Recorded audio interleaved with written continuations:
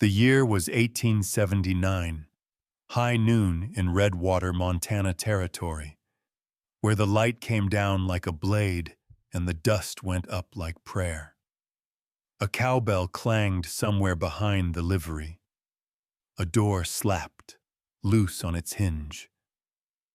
Men crowded the square in a horseshoe of boots, smoke, and appetite. On a makeshift platform of green pine, a woman stood with her hands bound, chin lifted to keep from drowning. "My name is Aurelia Finch," she thought, and held the words like a coin you don't spend. "No one here knows the part of me I've never said out loud." Purvis Sloane licked his thumb and lofted his voice. "Gentlemen, here's a fine piece of Eastern stock. Reads, writes, quiet as a Sunday, who'll start at 50. His teeth were the color of bad rain. Behind him, Cormac Voss, a barrel chest in a dove-gray coat, watched like a man timing a storm. He wore twin pistols, low and patient. When two miners laughed too close to the platform, he folded a smile that didn't reach his eyes. "Bid if you've got the grit," he said softly. "Bid over me if you've got a death wish." Aurelia kept her sight pinned past them, past the warped sign of the Redwater Emporium, to the pale line of mountains that held their snow even in August. Wind braided grit with heat. Somewhere a dog barked, then thought better of it. She felt rope grind her wrists and thought of her mother's parlor in Philadelphia, blue china, a metronome ticking like a careful heart, and then let the thought go before it made her weak. 50! Someone shouted. Laughter. Coins sang dull in a palm. Hoofbeats cut the square. A black gelding shouldered the dust aside, and a rider drew up in the shade line between saloon and store. Tall, ash coat, shirt sleeves rolled, skin dark as oiled walnut. His hat brim threw his eyes in shadow, but the way he sat a horse made men straighten. The way a prayer sneaks into a bad life and stays. He didn't look at Sloane first. He looked at Aurelia, quick and steady, like he knew he had only one shot, and it had to be true. 100. The words were low, not a boast, not a dare. Silence turned hard. Voss shifted, weight sliding to his right heel, rate slow. "That so?" he asked. The rider nudged forward just enough for daylight to find him. "Name's Malachi Reed," he said. "Three Rivers Ranch, west side. Before any numbers get thrown around, I'll need to see papers signed by the lady. Her hand, her will." Sloane's mouth opened and closed, catching at lie like a fish on a nail. Voss didn't blink. "We got our story straight," he said. "Found her wandering. Saved her from worse. You want papers? Here's one. My holster." A sliver of metal winked on a roofline. Isaiah Booker lay long behind a stovepipe, rifle resting like a friendly thought against his cheek. A blue cavalry stripe, faded to smoke, showed at his trouser seam when the wind picked it up. He touched two fingers to his hat brim, a sign only Malachi would see. Aurelia felt a stubborn breath find her.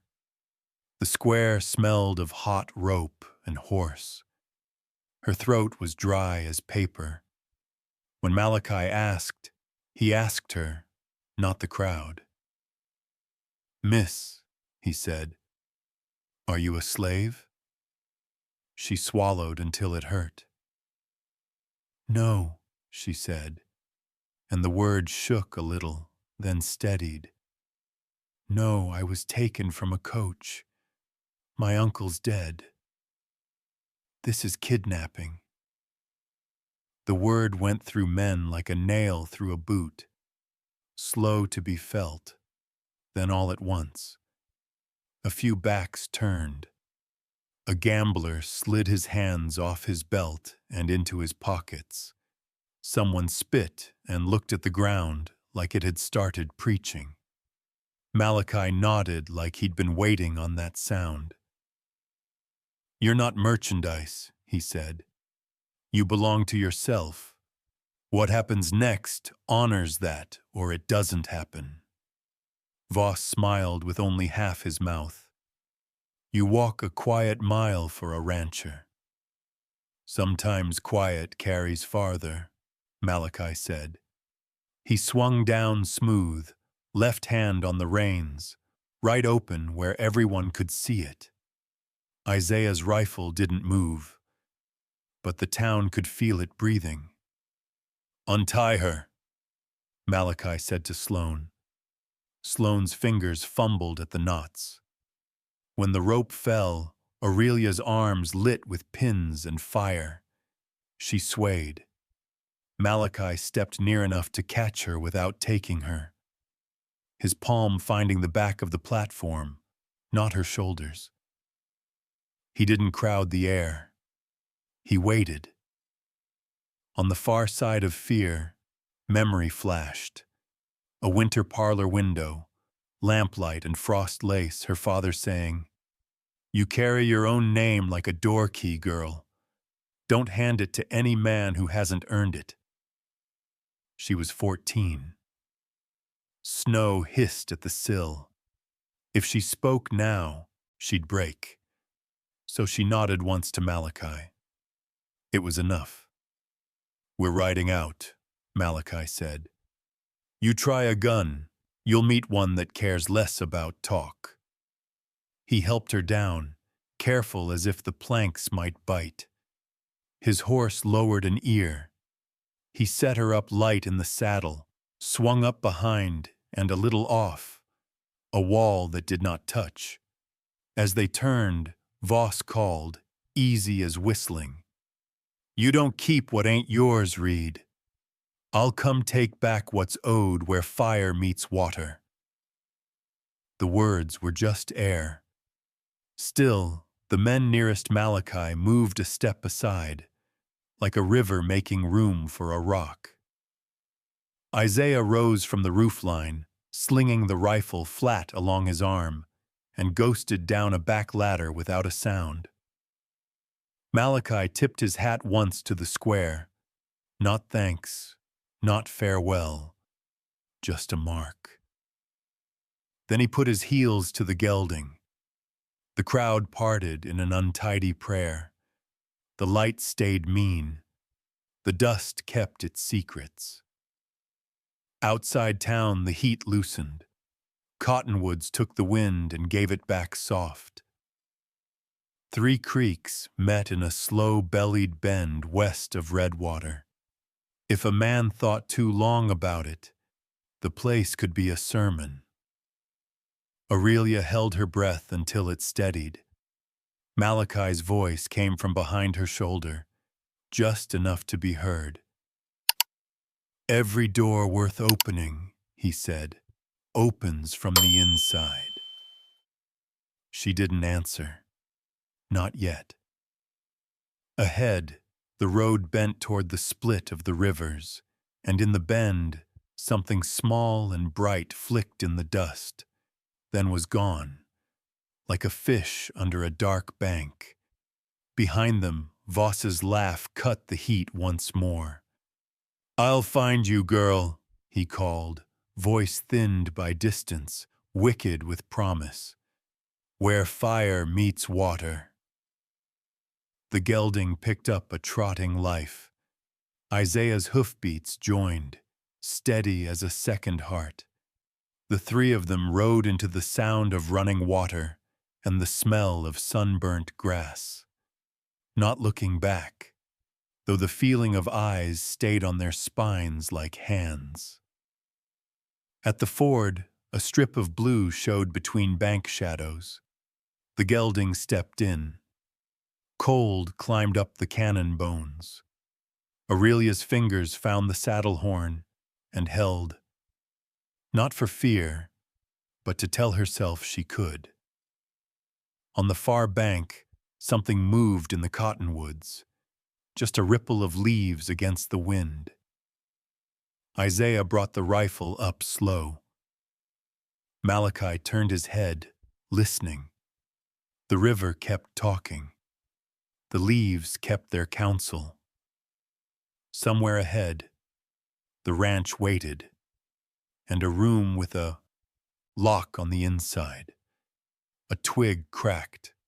They were no longer alone. By the time they reached the edge of the valley, dusk had taken the color out of the world. The wind softened, smelled of sage and iron water. The Three Rivers Ranch lay low under the hill, smoke rising straight from the chimney like a promise not to leave. Malachi rode ahead, the shape of him cut dark against the last light. Isaiah followed slow, leading the spare horse that carried what was left of Aurelia's belongings. A trunk half burned, a small satchel, a letter folded inside it that she had not yet found the courage to open again. Malachi stopped near the corral. "You'll stay here a while," he said quietly. "No one's going to touch you unless you say so." He swung down, untied a ring of keys from his saddle, and laid them in her palm. The metal was cool, heavier than it looked.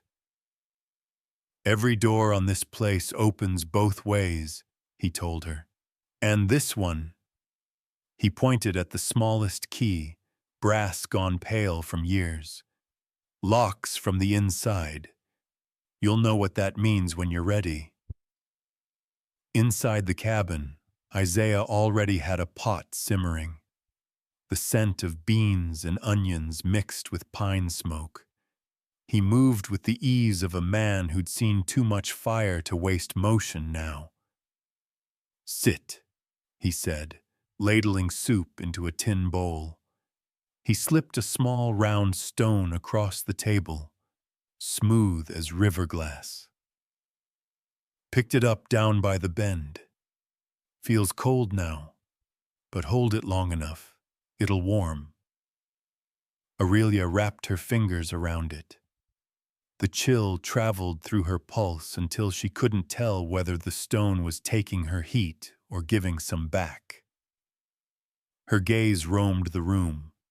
A rifle by the door, a sewing kit on the shelf, a pair of boots by the hearth that were too small to be either of theirs. She didn't ask. The quiet between them was not empty. It held the kind of stillness that lets pain breathe without shame. From the window, she could see the pasture stretch toward the dark line of willows. Beyond them, 3 creeks met in a single braid of silver. Fire meeting water, she thought suddenly, remembering Voss's words. The sound of it was gentle, not cruel. It ran like a hymn through the night air. Malachi poured her a cup of coffee that steamed soft against her face. "You did right to speak today," he said. "Town'll talk, but talk passes. Truth doesn't." She wanted to answer, but her voice was still hiding. So she nodded, looking down at her wrists. The rope burns had turned the color of old roses. Isaiah noticed, wordless, and handed her a jar of salve. Outside, a young mare whickered, a sharp, frightened sound. Malachi pushed the door open.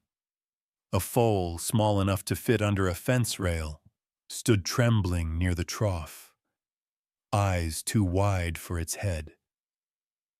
"Must have lost its dam crossing the river," he said. He moved slow, palm out, until the creature let him touch its neck. Aurelia stepped closer, careful not to make noise. The foal's breath was quick, fragile as new glass. "She's yours if you want her," Malachi said. "Needs feeding, patience, and a name." Aurelia hesitated, then whispered, "Juniper." The word tasted new in her mouth. Later, when the men turned in, she sat alone by the hearth. Juniper slept in a blanket by the door. The cabin creaked with the comfort of old wood. Her fingers found the key ring on the table. She traced each one in the dim light, ending on the small brass key. Lock from the inside. The thought made something ease in her chest. Through the window, the moon swam behind thin clouds. The world outside was silver and soundless except for the river. She remembered her uncle's laugh, the smell of pipe smoke, the weight of her own fear on that stage earlier. How quickly people could strip another of name, of worth, of self. She touched her neck where the rope had burned and promised she would never let anyone hold her silence again. When she finally lay down, she did not sleep. The night hummed with insects and slow wind through chinks in the wall. Somewhere Isaiah murmured in his sleep, a soldier's prayer without words. Aurelia turned the stone in her hand until it warmed. She closed her eyes and saw, for a moment, a memory that wasn't quite a dream. A parlor window, rain streaking glass. A man's voice saying, "We'll start over out west, you and I." The sound vanished before she could hold it. Just before dawn, a noise brushed the edge of the quiet. A single hoofbeat, light and distant. Then another. She rose, heart tightening, and stepped to the window. The yard lay still, mist pooling low around the fence, posts. No movement, but the soft ripple of the river beyond. Still, the sound lingered in her ears, like a warning remembered too late. She slipped the brass key into the door lock and turned it once, hearing the click settle deep inside the wood. Then she leaned her forehead against the frame, listening. Far away, in the half-light before morning, something metallic caught the dawn and went dark again. Silence, but not peace. The third night at Three Rivers settled soft and blue. The day had burned itself out on the ridge, leaving the world steeped in lavender dusk. Coyotes called from far off, the kind of sound that folds distance into loneliness. Inside the cabin, a small fire murmured in the hearth, the light shifting slow across Aurelia's face as if learning it for the first time. Isaiah Booker sat near the stove, polishing his rifle by habit more than need. His sleeves were rolled to the elbow, showing skin mapped with old scars, each one a history not worth retelling. "You'd think I'd have learned to sleep easy," he muttered. 30 years of soldiering, I still listen for thunder where there's only wind." Malachi glanced up from mending a bridle strap. "Thunder's honest," he said. "Men ain't." Aurelia smiled faintly, though her hands stayed busy cradling the bottle for Juniper, who suckled like the world might stop if she didn't hurry. The foal's warmth pressed against her legs, heartbeat fast and steady. The sound of it calmed something in her she hadn't named yet. When the feeding was done, she wiped her palms on her skirt and sat near the fire. Silence held them, thick, but not heavy. Isaiah broke it first, voice low, as if confessing to the night. Back when I was wearing blue, they sent us through country so dry you could taste dust in your teeth. Men dropped from heat, and still we marched, because orders don't care if your soul's blistered. Aurelia looked up. You fought for the Union? Fought for a chance not to be property again, he said. Some call that freedom, some call it trouble. Feels the same either way. The room fell quiet again. The fire popped, sending sparks like fleeting stars up the flue. Aurelia traced a pattern in the dust on the table.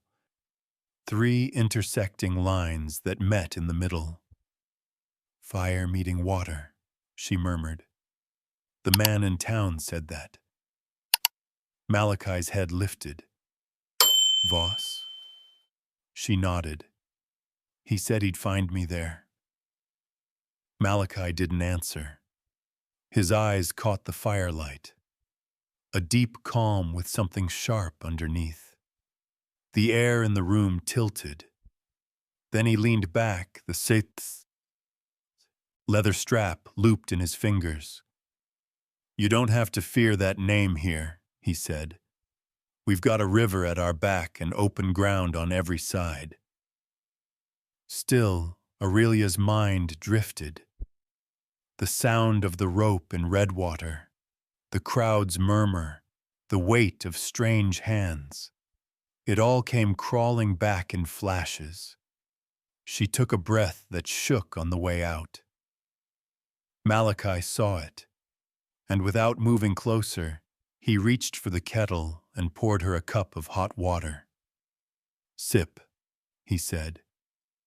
It helps quiet what won't stop talking in your head. She took the tin cup. Steam rose between them like a thin veil. You speak like someone who's had to quiet things before, she said softly. His jaw shifted, a small muscle ticking. Isaiah looked up from the rifle, reading what passed between them. His eyes lingered on the pale scar that cut under Malachi's collarbone and disappeared beneath his shirt. For a moment, he seemed ready to speak, then stopped, running a cloth once more along the barrel instead. Malachi turned the bridle strap in his hands, eyes on the flame. There's a grave not far from here, he said, voice steady. Someone I should have reached sooner. Then he stopped, as if the words themselves weighed more than the memory. Aurelia didn't ask who. She only nodded, fingers tight around the cup. The firelight drew a tremor of gold across her wrists. The healed burns faint, but not forgotten. In that quiet, each of them carried a ghost that didn't need to be named. The hours thinned. The log cracked in half, folding into embers. Isaiah banked the fire, muttering something about dawn patrols and men who don't sleep enough. Malachi stood, stretching, and blew out the lamp. Before turning in, he crossed the room, lifted a wool blanket from the chair, and laid it over Aurelia's shoulders without a word. His fingers brushed air, not skin. It was a gesture that said everything silence could carry. Outside, the night swelled with wind. The cottonwoods along the river whispered like an old prayer. Aurelia listened to the sound until her eyes drifted shut. For the first time in months, she dreamed without chains. But somewhere between sleep and waking, a sound changed. The river's murmur took on another rhythm, harder, uneven. Hooves. slow at first, then pausing, as if testing the ground. Isaiah's hand found the rifle even before his eyes opened. Malachi stepped to the door, bare feet soundless on the floorboards. He pushed the curtain aside just enough to see. The yard lay empty under moonlight. Nothing moved but the breeze, ruffling the grass in small waves. "Could have been a deer," Isaiah whispered. Malachi didn't answer. He stayed there another long moment, watching the tree line, feeling the stillness sharpen. Then he let the curtain fall back. "Maybe," he said. Aurelia sat up, the blanket slipping from her shoulders. "Is it over?" He met her gaze in the half-light. "Not yet," he said. "But it will be." The wind pressed against the walls, like someone breathing just outside. The fire sighed once, sparks fading to ash. None of them slept again that night. Morning came thin and cold, a gray wash over the valley. The river smoked where sunlight touched it.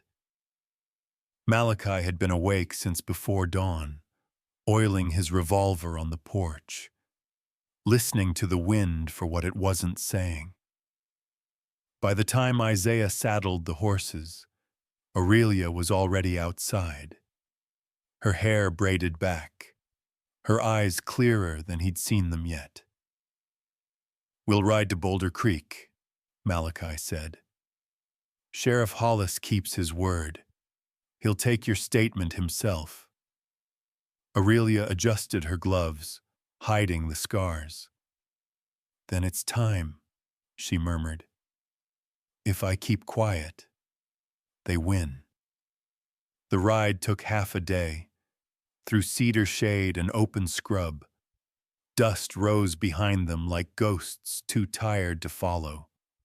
Isaiah hummed an old marching tune under his breath, the kind that kept a man's heart from wandering. Every so often, Malachi turned in the saddle to scan the ridges. Each time he did, Aurelia caught the flicker of caution in his shoulders, like someone who's seen pursuit before and learned not to trust quiet ground. By noon, the town came into view. Boulder Creek, neat and wary, half-built, half-forgotten. A white church leaned eastward, and the courthouse smelled of new paint and old wood. Sheriff Nate Hollis stood at the top of the steps, hat low, hands easy but not idle. "Reed," he called, "you finally bring me that trouble you promised." "Just giving truth a ride, Sheriff," Malachi answered. Inside, the air was cool and dry. Judge Elwell waited behind a desk littered with ink bottles and wanted posters. He was a narrow man with the weary patience of someone who'd seen too much sin and not enough grace. "Miss Finch," he said, gesturing toward a chair. "Tell it plain and slow." Aurelia sat, folding her hands to still their tremor. The pen scratched as she spoke. The stagecoach ambush, her uncle's last breath, the days chained in a cellar, Sloane's auction block, Voss's pale eyes. Each word left her lighter and raw at once, as though truth were a kind of bleeding. When she faltered, Isaiah's voice steadied her. "Keep going, miss. Don't let 'em take your story twice. Time 5 hums." She drew a breath and finished. The sheriff leaned back, whistling low. "You just opened a hornet's nest, Reed. That's a hell of a name she dropped. Cormac Voss. Word is, he's got a hand in every dirty haul west of the Divide. Then it's time someone nailed that hand to paper. Malachi said. Judge Elwell dipped the pen, signed, and pressed his seal hard into the wax. The sound was final as a shot. "You'll have your warrant," he said, "but keep her out of sight till the marshal comes." They stepped back into daylight. The sun had burned through the haze, cruel and white. Aurelia exhaled, her fingers tight around a small pebble Isaiah had slipped into her palm earlier. The same river stone. She hadn't realized she'd been holding it until now. "You did well," Malachi told her. His tone was quiet, pride hidden under caution. At the hitch rail he helped her mount. Mud gleamed in the street from last night's rain. When her horse balked at the puddle, he took the reins lightly, leading it through without saying a word. His gentleness reached her more than comfort could. They were almost clear of town when Aurelia noticed two men at the saloon door watching them. One tall, one narrow, both too still. She caught the faint silver thread on the taller man's scarf, and her stomach tightened. "Malachi," she said, "I see them." Isaiah turned his horse halfway, rifle resting lazy across his lap but ready. "We ain't looking for blood," he called, "but we ain't running neither." The two watchers traded a look and melted back into the shade. They rode on. The sound of Boulder Creek fell behind, replaced by the hush of grass and crickets. The warrant sat folded in Malachi's coat, a single sheet of law trying to stand against a world built on power. When they stopped for water, Aurelia knelt by the stream. The current licked at her reflection, broke it, mended it again. "Do you think justice ever really changes men?" she asked. Malachi crouched beside her, filling a canteen. "Maybe not," he said, "but it changes the ones who speak it." She studied his profile in the sun, the steadiness there. The question rose before she could stop it. Rate, slow, volume, soft. "The grave you mentioned last night. Is it near here?" His hands stilled on the canteen cap. "Closer than I wish," he said, and stood before she could ask more. By late afternoon, the trees thinned and the ranch roofs came into view, dark against the gold of the grasslands. The air tasted like rain that hadn't come yet.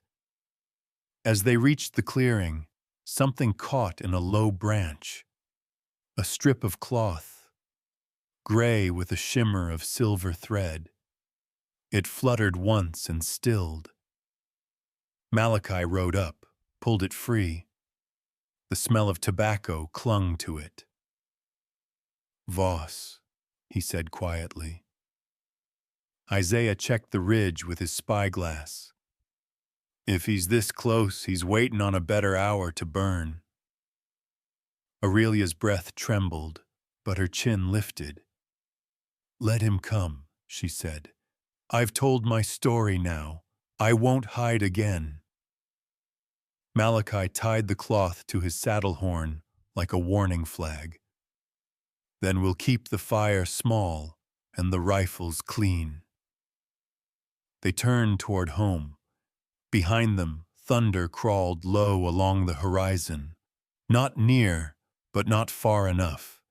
And somewhere in that gray distance, a man with a silver thread scarf smiled and struck a match. Night came slow over 3 rivers, the kind of night that made firelight look like mercy. The wind had turned colder. The air smelled faintly of rain and smoke. Inside the cabin, Malachi sat at the hearth, rubbing the ache from his palms, after a long day shoring fences. Isaiah was by the window, the rifle across his knees. Aurelia fed Juniper a handful of hay, listening to the small, contented sound of chewing. The only sound that didn't ask for anything. No one spoke for a long while. The silence was thick enough to rest in, yet brittle enough to break at the smallest truth. Isaiah was the first to speak. "Saw thunderheads building south," he said. "We'll get rain before morning, and maybe something else riding with it." Malachi nodded, but his eyes stayed fixed on the fire. "Voss won't wait forever," he said. "He's a man who needs the last word, even when it kills him." Aurelia stirred the coals with a stick. "Then he'll come for it," she said quietly. "But I'm done living afraid." The words hung there, light but sharp. Malachi turned toward her, something half like pride and half like worry in his gaze. "Fear ain't always weakness," he said. "Sometimes it's the only thing that keeps you from doing the wrong kind of brave." Isaiah chuckled under his breath. "Boy's speaking from experience, Miss Finch." Malachi gave him a dry look, but Isaiah didn't stop. He set the rifle aside and leaned closer to the fire, eyes gone soft in the glow. "You ever wonder why this one's so careful about showing up on time?" he asked her. "How he always rides before the sun's high?" Aurelia frowned, uncertain. "I figured he just likes an early start." Isaiah's jaw tightened. "Nah, it's 'cause once he came too late." Malachi shifted. "Isaiah." The older man raised a hand. "She ought to know, son. Truth's the only thing worth carrying heavy." Malachi's shoulders fell, the fight leaving him. He stared into the flames, watching them crawl along the log, slow and relentless. When he finally spoke, his voice was low, as if he were talking to the fire itself. "She was my sister," he said. "Alma, younger by 6 years, the brightest thing we had. When our folks died, I left her with a preacher's family to find work down south. Promised I'd send for her once I had a place fit to bring her to." His breath caught once before he went on. "Took me near 3 years to get it. This ranch, these hands. I sent for her, but by the time word came back, she was gone. Taken by the same kind of men who sold you, Miss Finch. Isaiah and me found what was left. I was 10 minutes too late." The fire cracked hard, throwing sparks like sudden stars. Aurelia felt something close in her chest. She looked at him, saw the calm that wasn't peace, just practice. "You built this place for her," she whispered. "For what should have been hers," he said. "For anyone they called less than human. For the ones who never got there in time." Isaiah poked at the embers, shaking his head. "Man's been out running those 10 minutes ever since." Aurelia wanted to say something, anything, but no words felt enough. So she reached for Juniper instead, stroking the foal's neck until her hands stopped trembling. "I wish I could have met her," she said softly. "Maybe she'd tell me how to keep breathing when it still hurts." Malachi smiled, just barely. "She'd tell you to look after the living." Outside, thunder rolled far off, muffled by distance. The air pressed heavier, thick with a scent like burnt sage. Isaiah's gaze lifted to the window. "That ain't just rain in the air," he murmured. "Smells like smoke." Malachi rose, crossed to the door. The night beyond was restless, trees shifting in the wind, the moon smothered by cloud. He stood there, listening. "Maybe someone's burning brush upriver," Aurelia said, hopeful. Isaiah shook his head. "That's pitch smoke, not wood." The wind gusted once, slapping the shutters against the wall. Juniper whinnied sharp and wild, kicking her stall. Malachi turned back to them. "Get the lanterns," he said, calm but fast. "If there's fire, it'll travel through the dry grass before dawn." Isaiah moved to the back room for supplies. Aurelia stayed still, the taste of iron rising in her mouth. The last echo of Malachi's story lingered under her ribs. "I was 10 minutes too late." He caught her watching him and managed a thin smile. "We'll be ready this time," he said. "I don't plan on being late again." She wanted to believe him. The sky outside flickered once, then went black. The smell of smoke grew stronger, and somewhere beyond the ridge, a small orange light blinked to life, steady, deliberate, and too far from the river to be lightning. The night had only just begun.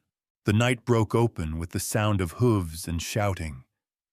A red glow rose from the edge of the pasture, painting the cottonwoods in blood and gold.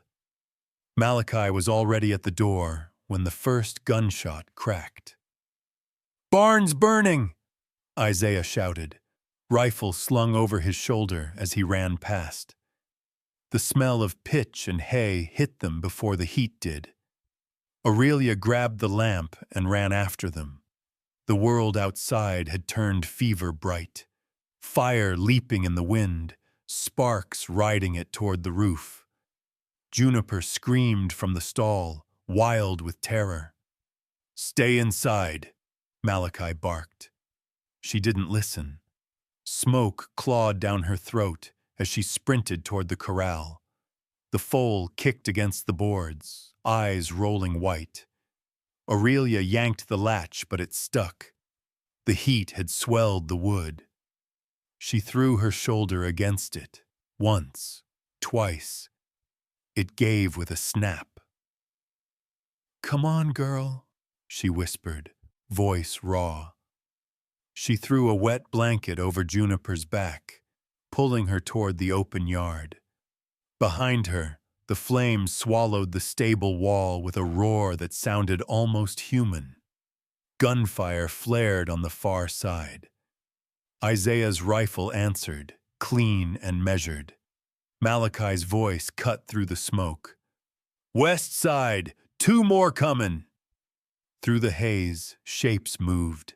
Men on horseback, bandanas over their faces. One wore a scarf glinting faint silver. Pete Granger, Voss's second. Aurelia dropped low as a bullet tore through the feed trough beside her. Splinters stung her cheek. Malachi returned fire, dropping one of the riders clean out of the saddle. Isaiah's second shot took the other's hat off, but left him breathing. Pete Granger swung off his horse, torch in hand. "Thought you could hide her forever," he snarled. "Voss wants his property back." "Then tell him to come ask himself," Malachi answered. Pete grinned through the smoke. "He's saving himself the trouble." He hurled the torch. It hit the ranch house roof. Flames skittered up the shingles like fingers. Isaiah cursed, firing again. The torchlight flashed on Pete's knife as he lunged toward Aurelia. The world narrowed to the sound of her own breath. She waited until he was close enough to smell the whiskey on him. then moved. She let go of fear the way you drop a weight too long carried. When he grabbed for her arm, she turned with it, drove her elbow hard into his ribs. He doubled, wheezing. She caught his wrist, twisted, and the knife clattered away. He swung a wild backhand that caught her cheek, but she was already dropping, grabbing the knife and kicking his knee sideways. Malachi saw it happen between two heartbeats. The woman he'd pulled from a stage turned fighter, the fire painting her face in fierce gold. He raised his revolver but didn't need to shoot. Isaiah's bullet clipped Pete's forearm, sending him sprawling into the mud. "Drop it!" Isaiah barked. Pete froze, breath ragged. Malachi crossed the yard, the fire crackling behind him. He pressed his gun barrel against Pete's jaw. "You'll carry a message," he said. "Tell Voss the woman's name is Aurelia Finch, and she's nobody's to sell." Pete spat blood into the dirt. "You'll all burn for this." Malachi's voice stayed calm. "Looks like we already did." He motioned to Isaiah. "Tie him up. Sheriff'll find use for him come morning." The rain began in scattered drops, fat, cold, merciful. Aurelia lifted her face to it. Steam rose off the roof as the fire hissed and died. The sky split with one last growl of thunder. She sank to her knees beside Juniper, who trembled but stood breathing. Her cheek burned, her hands shook, but she felt more alive than she had in months. Malachi knelt next to her, resting a hand on the foal's neck. "You did right," he said quietly. "You saved her." Aurelia looked at him through the smoke's fading ghost. "I just did what had to be done." He nodded once. "That's all any of us ever do." Isaiah dragged Pete toward the barn's remains, binding his wrists with rope. The night was a ruin of ash and puddles, the air thick with rain and soot. Aurelia turned toward the porch and stopped. Her satchel lay spilled open in the mud where she'd dropped it. The edge of a folded letter peeked from the flap, the ink blurred but legible enough for its past to breathe again. She stared at it, heart thudding. Malachi followed her gaze but said nothing. He only picked up the bag, set it beside the door, and walked away into the wet dark. Aurelia stood there a long time, the letter trembling in her fingers. Juniper nudged her hips softly, asking for calm. When she finally moved, she didn't open it. Not yet. She slipped it back inside, wiped the ash from her face, and watched the sky begin to pale over the ridge. Behind her, the last embers hissed out, but the smell of smoke and the past stayed. And dawn rose, but peace did not. Morning crept slow over the wreckage, gray light sifting through the rain's last breath. The yard was black and shining, the smell of burnt hay still raw in the air. Smoke curled from the barn's ribs like ghosts too tired to rise. Aurelia stood barefoot on the porch, wrapped in a wool blanket. Her cheek carried a bruise that pulsed when the wind touched it, but she hardly noticed. Inside the satchel by her feet lay the letter, the one she had hidden from everyone, even herself. The paper was damp along the edges, soft from rain. Behind her, Malachi hammered new boards across a window, each blow echoing with finality.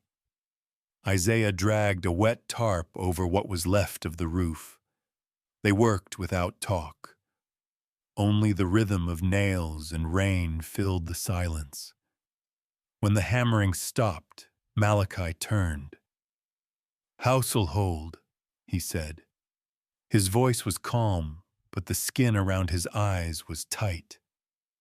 "We can rebuild the rest come spring." Aurelia didn't answer. Her fingers tightened on the blanket. "There's something I need to tell you." He waited, saying nothing, letting her choose the moment. She set the letter on the railing between them. The wind tried to lift it. She pressed it down with trembling fingers. "I wasn't born Finch," she began. "That was my mother's name. I took it back when I left Philadelphia.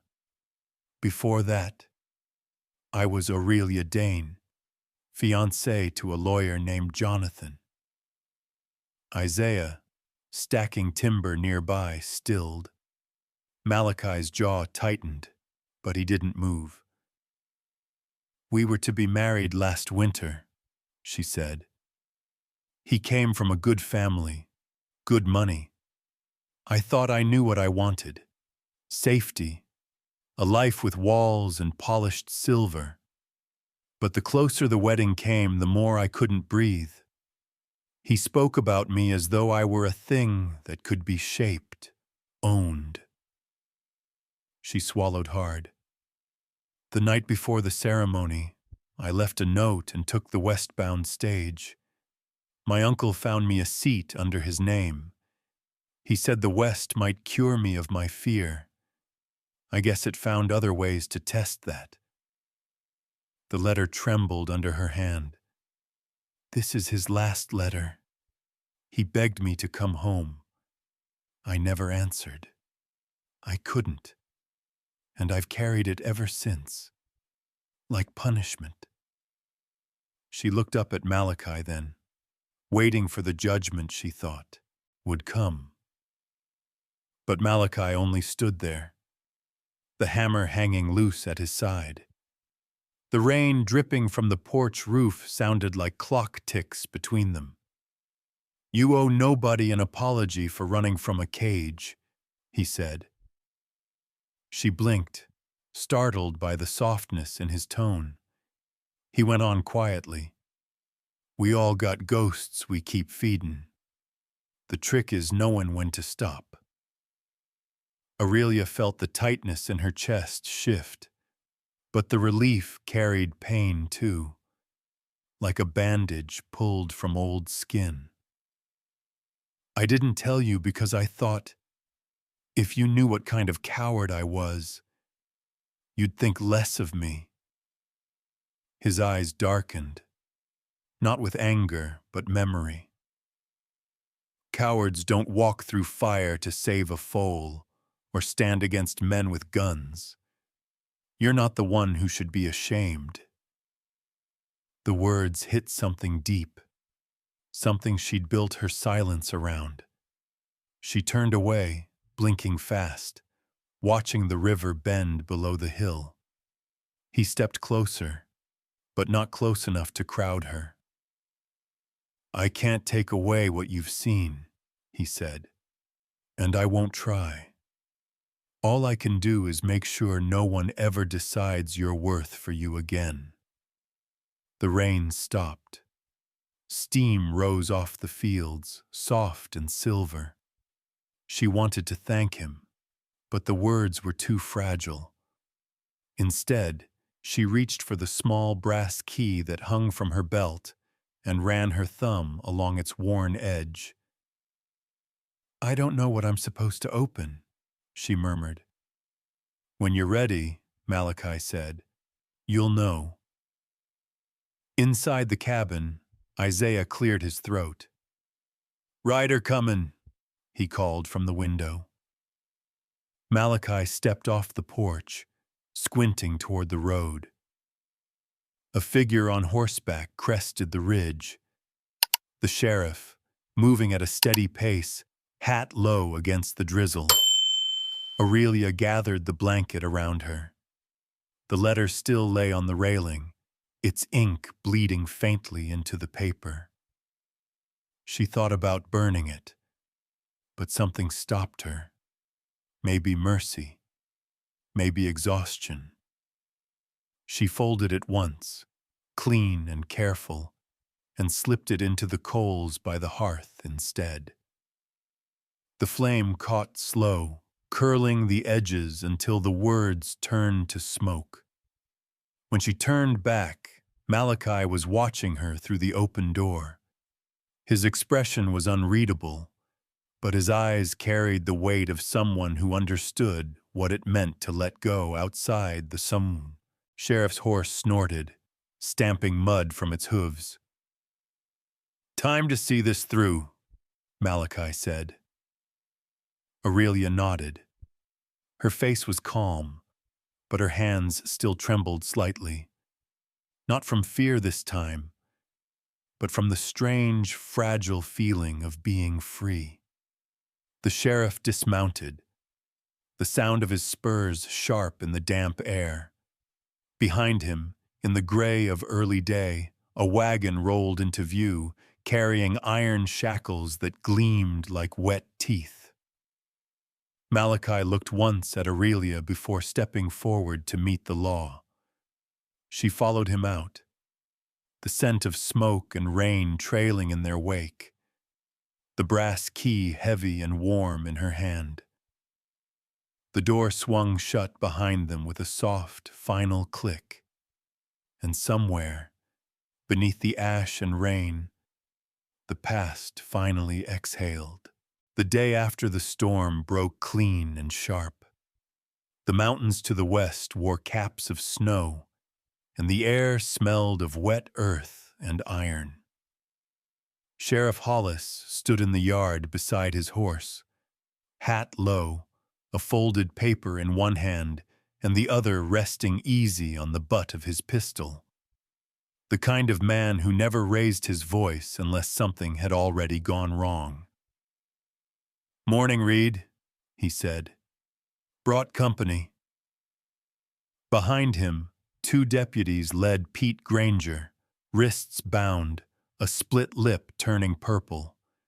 Pete's eyes darted from Aurelia to Malachi, full of poison but short on courage. "Judge Elwell sent word," Hollis went on. "Voss made a move south near the border. We got confirmation he's tied to Silas Thorne, the mining baron. Same man who's been buying up half the territory with someone else's sweat." He unfolded the warrant, pressing it flat against the post. "We ride tonight. Thorne first, then Voss." Malachi nodded once, jaw set. "I'll saddle up." But as he turned toward the barn, Hollis stopped him. "No, son, you won't. I need you here." Malachi frowned.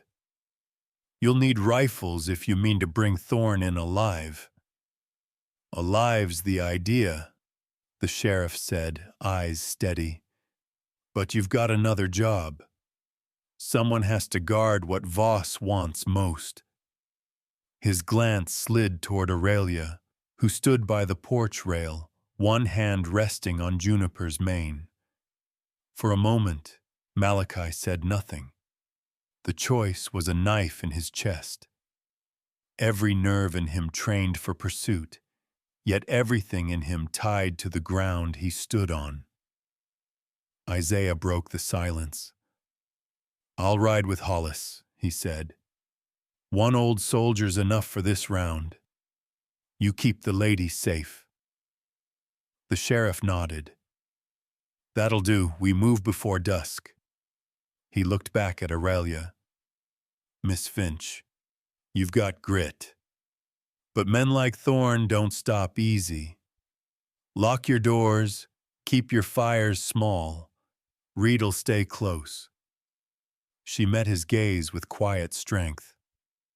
"I'm done hiding," she said, "but I'll be careful." Hollis tipped his hat, mounted, and rode off with Isaiah and the deputies.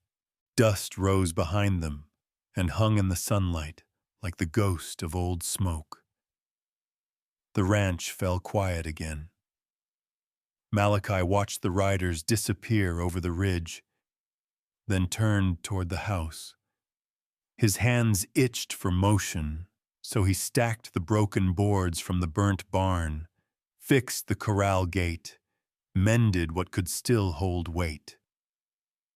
Aurelia joined him without a word. For a while they worked side by side, their rhythm easy as breathing. When the last plank was nailed, she stepped back, wiping sweat from her brow. "You think they'll catch him?" "Maybe," he said. "Men like Thorne think the world owes them time. That kind always waits too long." She studied him for a moment, then asked, "And you? What will you do when it's over?" He hesitated, hammer still in his hand. "Haven't thought past keeping you alive," he said. "That's been enough." Something in her softened then. The sky was changing. Clouds stretched thin and white across the ridge. The river flashed between trees like a long, moving mirror. Inside the cabin, the brass key still hung from her belt, catching stray light each time she moved. She turned it once between her fingers, feeling its weight. "You ever wish," she said quietly, "you'd never left that town where your sister was?" Malachi set the hammer down.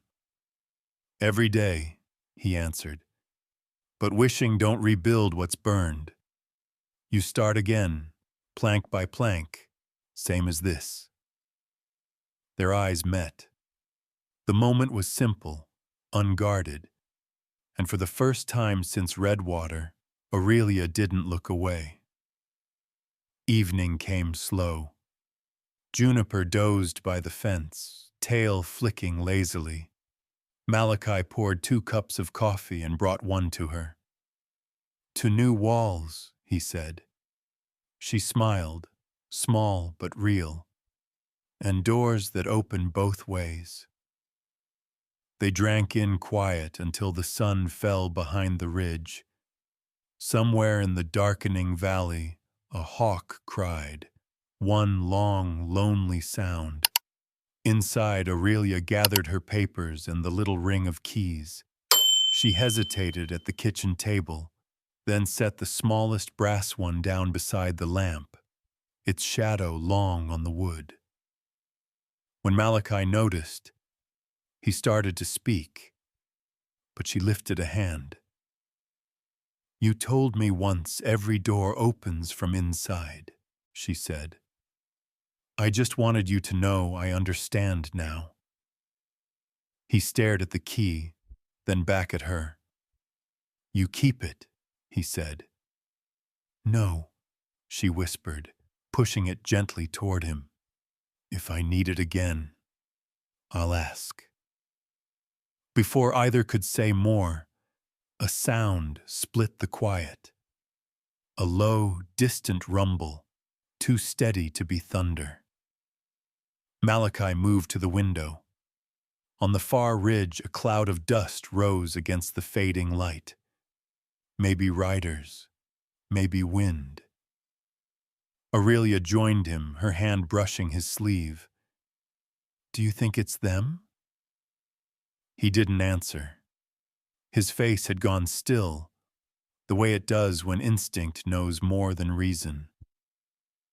"Could be the posse returning," he said finally, but his voice carried a thread of unease. Or not.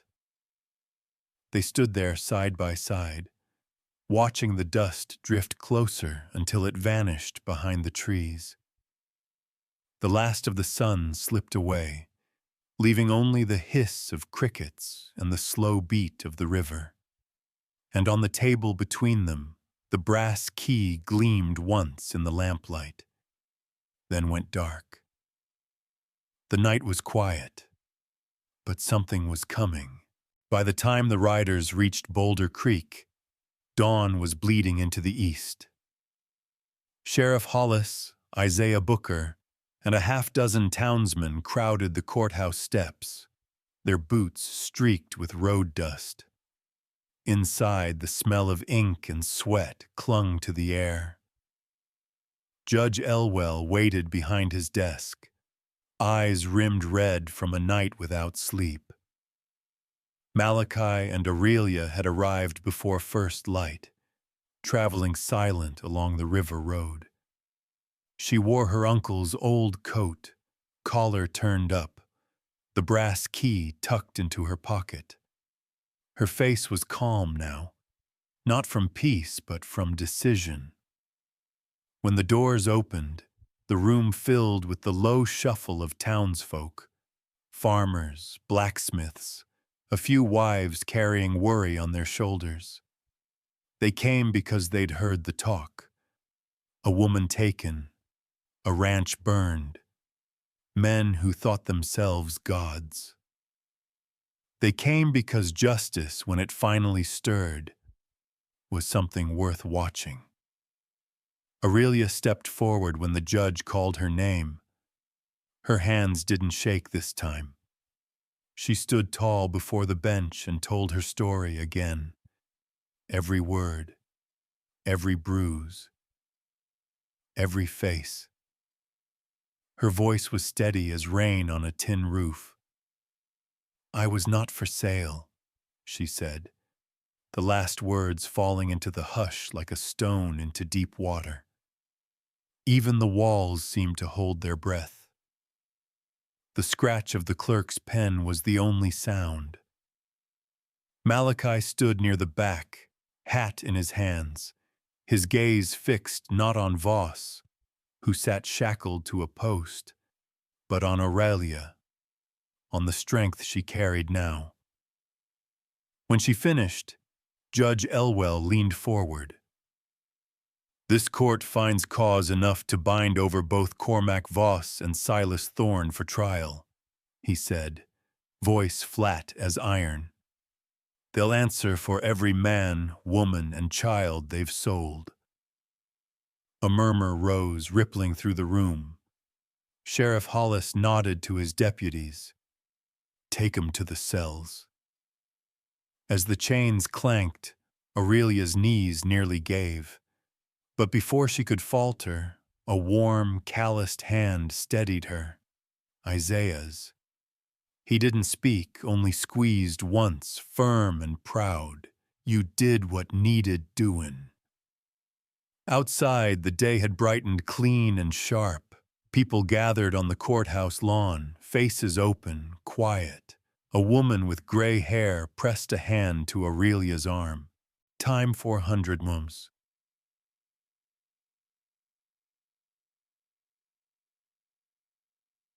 "We've got daughters," she said simply. "Thank you." Aurelia tried to answer, but tears came instead. Malachi stepped beside her, the brim of his hat shadowing his eyes. "They'll rebuild faster than we will," he murmured. She managed a smile through the tears. "Then let's start slow." Down by the hitching posts, Isaiah was talking with a group of men from the valley. He waved them closer, voice carrying just enough to reach the porch. "Saturday, we bring timber to 3 Rivers," he said. "They'll need hands to raise a new roof. You bring what you can." The men nodded, one after another, until it became more than a promise. It became belonging. Aurelia stood listening, a lump rising in her throat. "They're coming," she said quietly. Malachi looked out over the square, where sunlight fell across the muddy ruts and wagon tracks. "Maybe this place remembers how to stand for something again," he said. The judge emerged from the door, wiping ink from his fingers. "Miss Finch," he said, "you've written more than testimony today. You've written change." She bowed her head slightly, humbled. Later, as the crowd thinned, she lingered on the courthouse steps. The morning breeze lifted the hem of her coat, the smell of lilac faint from the gardens nearby. Malachi joined her, holding the folded copy of her statement, its edges still damp with ink. "Might as well keep this," he said. "Your name's spelled right this time." She took the paper, fingers brushing his. "Thank you," she whispered, "for everything." He shook his head. "You did this." They walked toward the horses waiting by the rail. Aurelia paused at the threshold of sunlight, looked down at her reflection in a puddle, whole, unbroken, looking back. Then she turned to Malachi and pressed the brass key into his palm. "When we get home," she said softly, "if you still want to sit on that porch and watch the river, I'll open the door from inside." He held the key for a long moment, thumb rubbing the worn edge. "Then we'd best ride home before the rain thinks different," he said. As they mounted up, Isaiah swung into his saddle, grin wide as the plain. "Saturday, boys," he called to the lingering townsmen. "Bring your hammers and your hearts." The laughter that followed was light, carrying high over the roofs. Aurelia glanced back once at the courthouse, its windows bright, the air around it cleaner somehow, and then turned toward the road. The sound of the horses' hooves on the wooden bridge rang clear and certain, like the echo of freedom finding its voice. Saturday rose bright and wind clean. The storms had spent themselves, leaving the sky wide as forgiveness. From every road that crossed the valley, riders came, some with wagons of lumber, some with hammers hanging from belts, some just to lend their backs and stay until the work was done. By noon, the yard at Three Rivers rang with the rhythm of tools and laughter, the kind of noise that rebuilds what fire can't keep. Aurelia stood by the porch steps, sleeves rolled, hair tied back with a strip of linen. Her palms were raw from work already, sawing, hauling, wiping sweat. She watched as Malachi and Isaiah lifted the main beam into place, muscles straining, faces bright with the effort of purpose. When the beam locked into its notch, someone shouted, "That's the spine, boys!" And the whole crowd cheered. It wasn't just a roof they were raising. It was proof that something lost could be made again. By afternoon, the scent of stew drifted from a pot by the riverbank, and the sun lay thick on every back. Children ran through the grass chasing Juniper, who kicked and circled, her coat glossy in the light. Aurelia laughed, a sound she hadn't heard from herself in months. It startled her. It felt like the sound belonged to someone alive. Malachi caught it too. He looked up from his work and smiled, small and genuine, before going back to driving nails. The simple sight of him, steady, shirt sleeves rolled, his shadow long across the boards, set something quiet moving inside her, something she didn't have to fear anymore. When the sun dipped toward evening, Isaiah called everyone to rest. Men sat on overturned barrels, women passed cups of coffee, and the children fell asleep where they'd been running. In the golden light, the new barn stood half-finished but proud, its fresh pine glowing against the dark line of the hills. Aurelia found Malachi by the trough, washing sawdust from his hands. "You built faster than I thought possible," she said. He shrugged, smiling. "Plenty of hands make short work." "Wasn't just me. You gave them reason to come," she said. "That counts." He dried his hands on his trousers and glanced at her. "You were the reason, Aurelia. They came because you stood up when no one else would." She looked down, unsure what to do with praise that didn't ask anything in return. For a moment, neither spoke. The evening settled around them. The sound of frogs starting up, the smell of stew thick in the air. Malachi reached into his pocket and drew out the small brass key. It gleamed dully in the dying light. He held it out, palm open. "This was always yours." Aurelia hesitated, then closed her fingers over it. The metal was warm from his skin. "I'm not asking," he said softly. "You choose when to use it." Her throat tightened. "I think," she whispered, "I'm ready to open the door."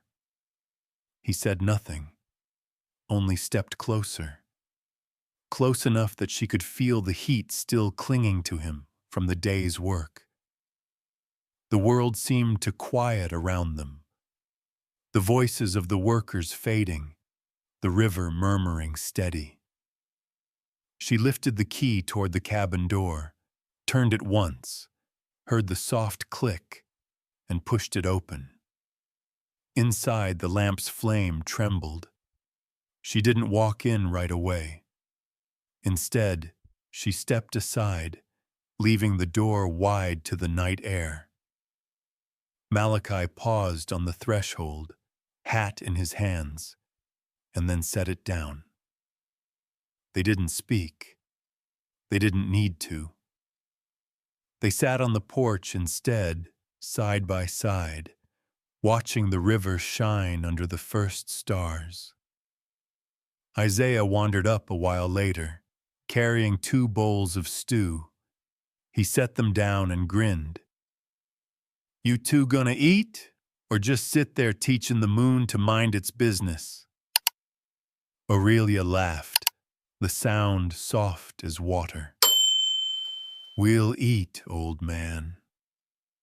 He lowered himself onto the step, rubbing his knees. "You know, there's a place up past the ridge, Blue Basin.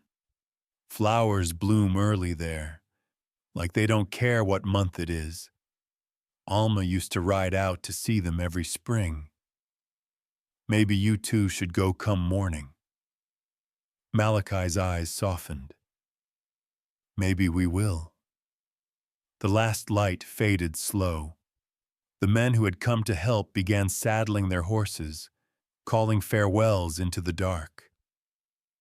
From somewhere down the hill, a fiddle started, a sweet, clumsy tune that carried through the night like a promise. Aurelia leaned her head back against the post, eyes half closed.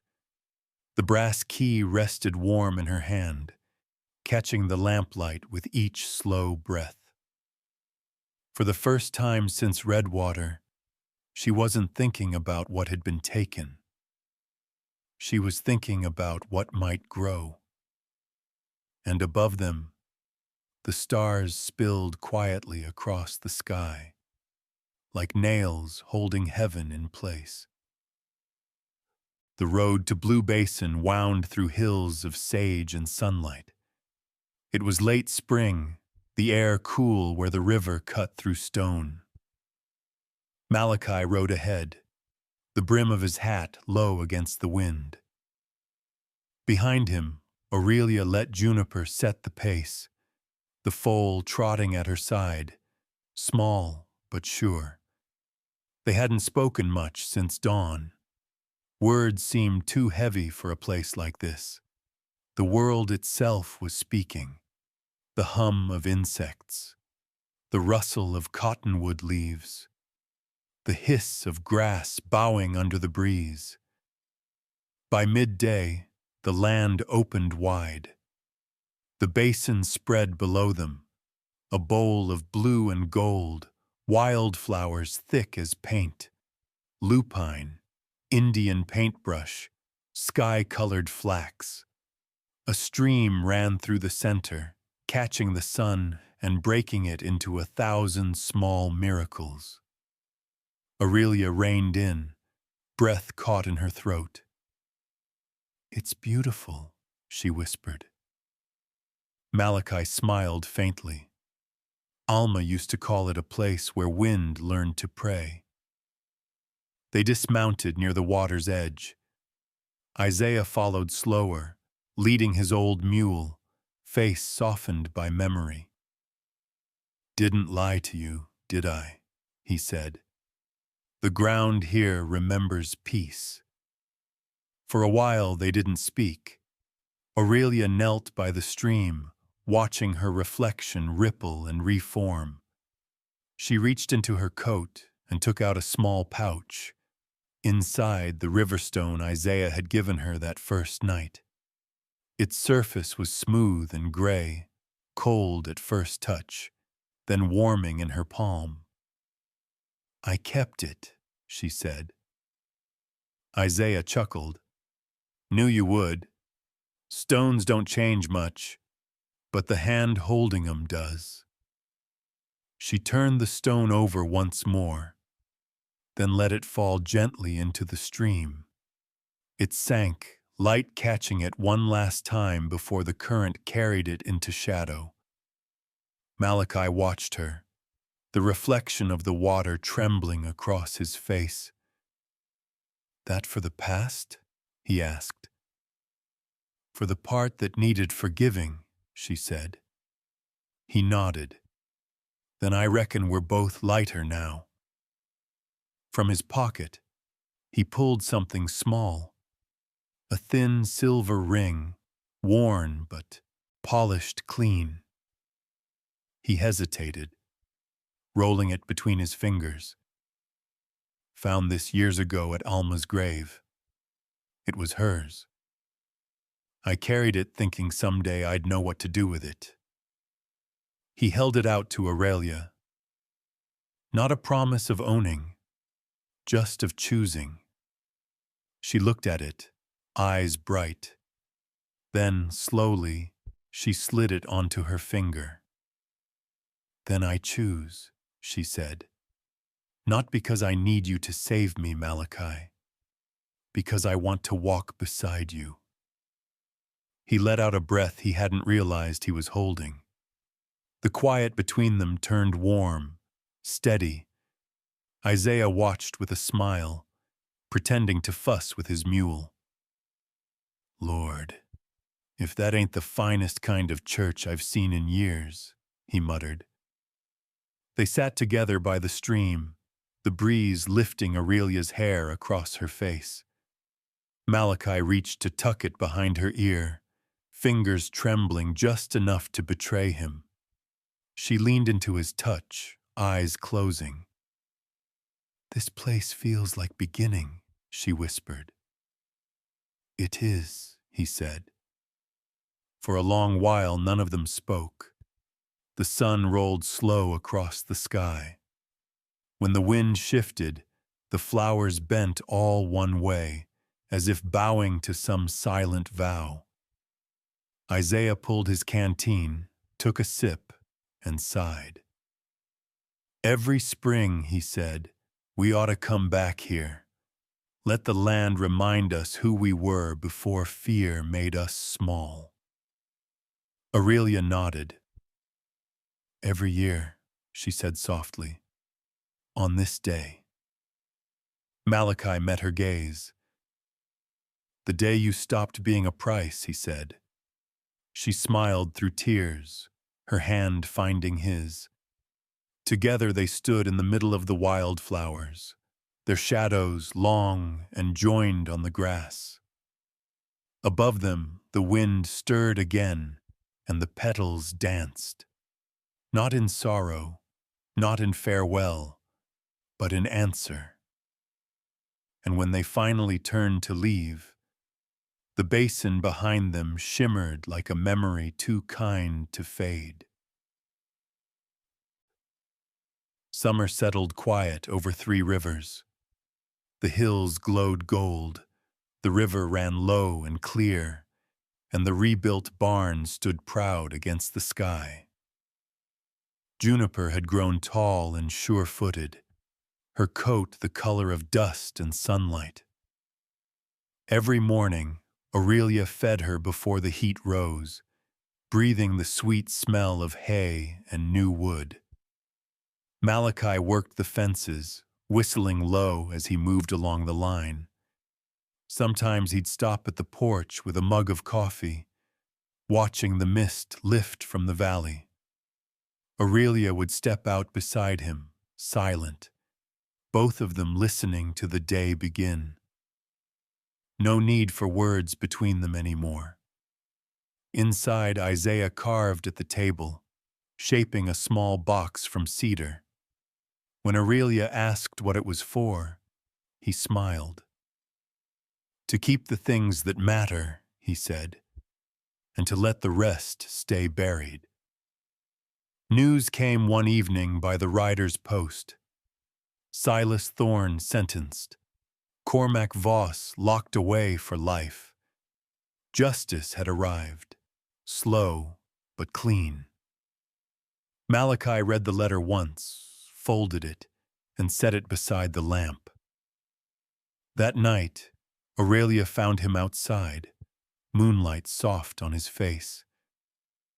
"It's finished," she said. He nodded. "For them, yes. For us, it's just beginning again." They sat together on the steps, the river murmuring below.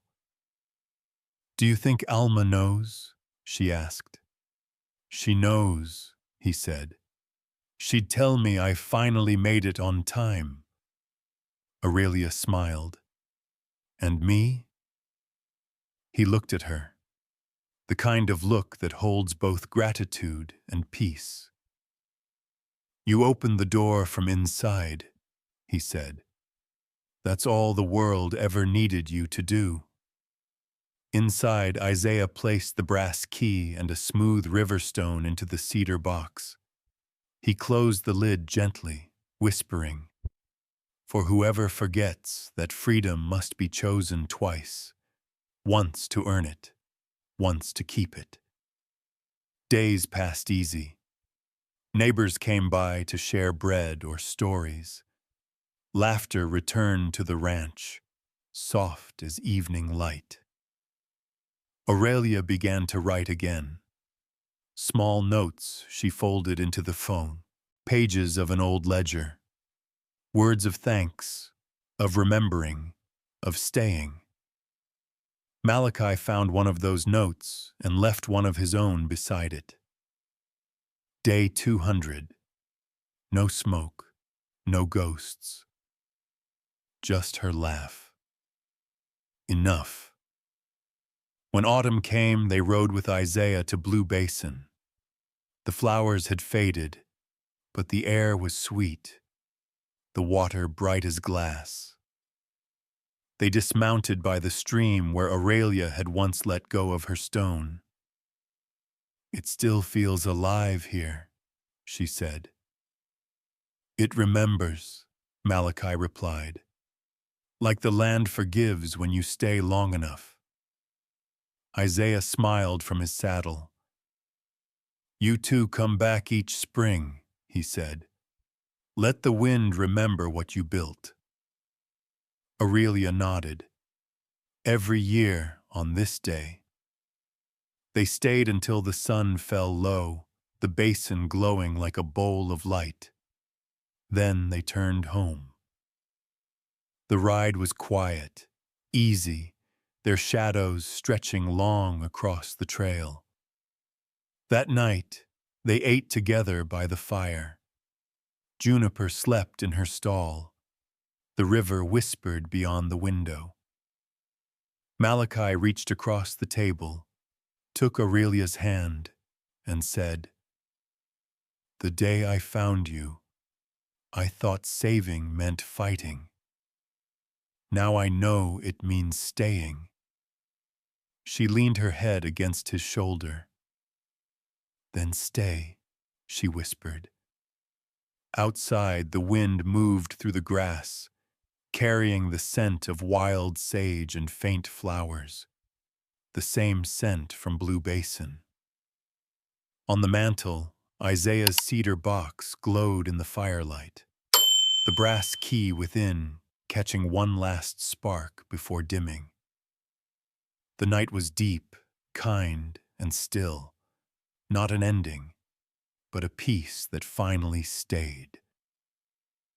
As the dust settles over Three Rivers and the sun dips low behind the hills, we're reminded that peace doesn't come from running. It comes from staying. Aurelia and Malachi's story isn't just about the Wild West. It's about the quiet strength that lives in all of us, no matter how many seasons we've seen. They found love not in grand words, but in small acts of care, a shared silence, a hand offered, a door opened from within. Time.